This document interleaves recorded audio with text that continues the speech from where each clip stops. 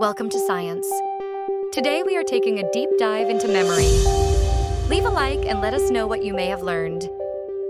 Have you ever had one of those memories that just pops into your head and it's so vivid, you're right back in that moment? Oh, absolutely. It's like I was trying to remember something my niece did, something hilarious, and it just hit me.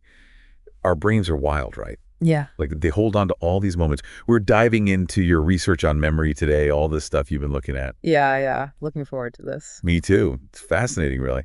But before we get too deep, can we start with the basics? What actually is memory, in the simplest terms? Well, at its core, memory is the process of encoding, storing, and then retrieving information. It's how we learn, adapt, and even form who we are. Makes sense. So it's not just remembering facts, it's everything, right? Experiences, skills, the whole shebang. Exactly. It's the foundation of how we interact with the world around us. Okay, so our sources dive into all these different types of memory. Can you break those down for us? Absolutely. So we've got sensory memory, which is super short term. It's that initial encounter with a sight, sound, smell, like imagine the flash of a billboard or the scent of rain, just for a second. Then there's short-term memory, which is a bit longer, but still limited. It's like a temporary holding cell for information. And finally, the big one, long-term memory. That's where we store memories for the long haul. Okay, so it's like our brains have different filing systems for memories depending on how important or maybe how intense they are. Sensory, short-term, long-term. Gotcha. So let's unpack that sensory memory a little more. What are the key things to know about that? Well, sensory memory is all about those immediate sensory experiences, and it's incredibly brief. We're talking milliseconds here. It's constantly being bombarded with information, but it fades incredibly quickly unless we pay attention to it. So it's like if you don't latch onto it, poof, it's gone. No. And that makes sense, right? Our brains would be totally overwhelmed if we remembered every single thing we saw or heard for even a few seconds. Precisely. It's about filtering out the noise and focusing on what's relevant. There are two main types: iconic memory, which is visual, and echoic memory, which is auditory. Ever heard someone call your name even though you realize later no one actually did? That's echoic memory playing tricks. Oh, wow. Yeah, that's happened to me. Trippy. Okay, so we're about short-term memory. That's where things get interesting because it's like we're consciously trying to hold on to information. Right. Exactly. Short-term memory is what we use to remember things like a phone number long enough to dial it, or we just put our keys. Or what someone just said in a conversation. Exactly. And it's also closely tied to working memory, which is our ability to manipulate information in our minds. So like when you're trying to solve a math problem in your head, that's working memory at play. Okay, so it's more than just remembering. It's actively using that information. Yes. And even then, it fades fast without actively repeating it or connecting it to something else. Right. Repetition, making notes. That's how I survive. Mm. All right, now for the big kahuna long-term memory. What makes this type of memory so different? Long-term memory is fascinating because it's practically limitless in its capacity, and it can last a lifetime. Wow, a lifetime. That's incredible. Yeah. It's subdivided into two main categories: explicit memory and implicit memory. Oh, I've heard those terms before, but honestly, I always get them mixed up. Can you refresh my memory? What's the difference again? Sure. Explicit memory is what we often think of as conscious memory. It's remembering specific events, facts, details, things you can consciously recall and explain, like remembering what you had for breakfast this morning or knowing the capital of France. Those are examples of explicit memory. Okay, so it's the what of memory, those specific pieces of information we can pull up. What about implicit memory then? How is that different? Implicit memory is more about the how. It's unconscious, influencing our skills, habits, and even our emotional responses without us even realizing it. Okay, so like muscle memory. Exactly. You don't have to consciously think about how to ride a bike, you just do it. Or think about typing on a keyboard. You don't have to mentally picture each letter, your fingers just know where to go. That's a good point. I never really thought about it that way, but it makes sense.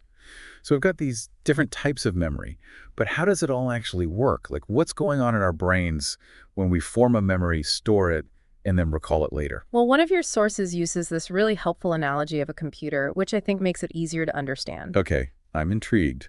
Lay it on me. So just like a computer, our brains have these three fundamental processes: encoding, storage, and retrieval. Encoding is like the first step. It's how our brains take in new information from the world around us and convert it into a form that can be stored. So it's like downloading a file onto your hard drive. Kind of. But instead of ones and zeros, our brains use like electrical and chemical signals. And the way we encode information really impacts how well we'll remember it later. Paying attention, making connections to things we already know, those are all crucial for strong encoding. So if you're not really focused when you're learning something new, it's kind of like hitting save on that file, but it's going into a random folder somewhere and you might never find it again. Exactly. Organization is key, just like with a computer. Yeah. And that leads us to the next step, storage. Once information is encoded, it needs to be tucked away somewhere safe, right? Time to file it away in the brain's filing cabinet. And that's where a specific brain region called the hippocampus comes in. It's like the brain's librarian, responsible for organizing and consolidating memories, especially those that will be stored in long-term memory. Okay, so the hippocampus is like the brain's memory vault. In a way, yes. It's deeply involved in transferring information from short-term to long-term storage. But just like a library needs more than just a librarian, our brains rely on a network of regions for memory. The amygdala, for example, that plays a big role in emotional memories. Ever notice how, like, really vivid emotional memories, they seem to stick around longer? Totally. Like those embarrassing childhood moments that still make you cringe years later. Exactly. Those emotional associations can really cement those memories. And then there's the prefrontal cortex, which is involved in working memory and helps us retrieve and use stored information. So it's like the whole brain is working together to make memory happen. It's incredible, really, how complex it all is. Yeah. We've got all this information encoded and stored away, but then how do we actually access those memories when we need them? That's the million-dollar question, isn't it? It is. And that's where retrieval comes in, the ability to access and bring those memories back to consciousness. And it's not always easy, right? It's like sometimes you can remember something perfectly clearly 1 minute, and then it completely vanishes the next. Oh, tell me about it. It's like my brain has a mind of its own sometimes. Right. It's a very intricate process, and it's influenced by so many factors, like our environment, our emotional state, even just our overall health can affect how easily we retrieve memories. Interesting. So it's not just about like having a good memory or a bad memory. There's so much more to it than that. Exactly. And one thing that really fascinates me is how our memories can change over time. They're not these static snapshots from the past. They're constantly being reconstructed and reshaped by our current experiences and even our biases. Okay, hold on. So you're saying that our memories aren't always reliable? Yeah. That they can actually change? Tell me more about that.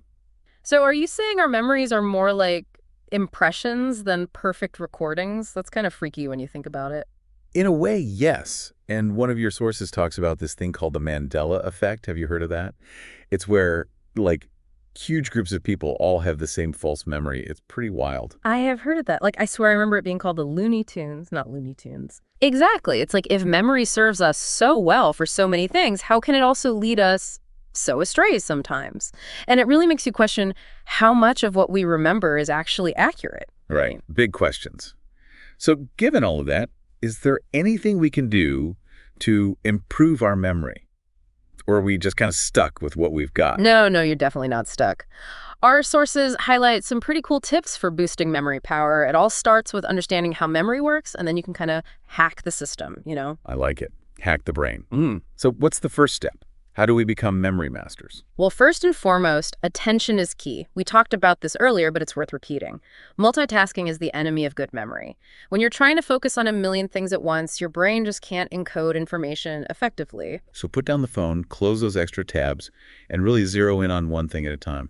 Gotcha. What else? Repetition is another big one, but not just any kind of repetition. Spaced repetition seems to be the most effective for long-term retention. Spaced repetition. Remind me how that works again. Sure. It's basically reviewing information at increasing intervals.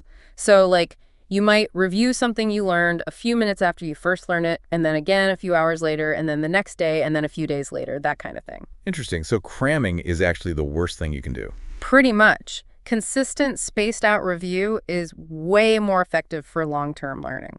Makes sense. It's like you wouldn't expect to run a marathon by just running once a month, right? You got to train consistently. Exactly. And then another interesting thing that came up is the power of emotions. Remember how we talked about how vivid emotional memories can be?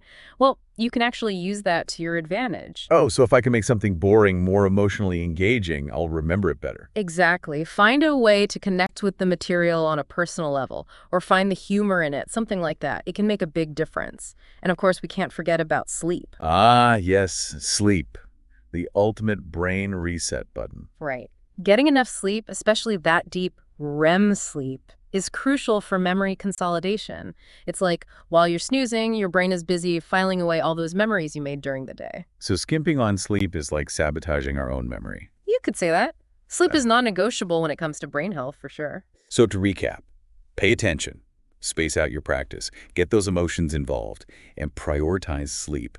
Sounds like a recipe for a sharper mind. I'd say so. It's really amazing. The more we understand about memory, the more we realize just how much control we actually have over it. Totally. It's not just this mysterious thing that happens to us. We can actively shape and improve our memories. Exactly. And that's empowering, don't you think? It really is. Well, this has been a fascinating deep dive into the world of memory. We've covered so much ground. We talked about the different types of memory sensory, short-term and long-term, and how they all work together.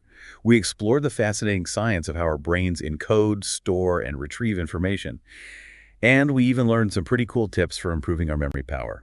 It's been a pleasure exploring it all with you. And, for me, the biggest takeaway is that memory is a process, not just a product. It's not about achieving some perfect recall, but about understanding how our incredible brains make sense of the world around us. Absolutely. So to everyone listening, keep those brains engaged, keep asking those questions, and most importantly, keep those memories alive. Thanks for joining us for this deep dive into the fascinating world of memory. Until next time, happy remembering. We hope you enjoyed this episode of Welcome to Science.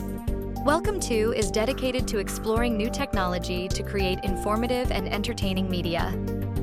If you would like to create a podcast like this, be sure to visit Google Notebook LM. If you enjoyed this episode, please be sure to like and subscribe for more. Leave a comment if you have an idea for an episode that we should start researching. Thank you for listening.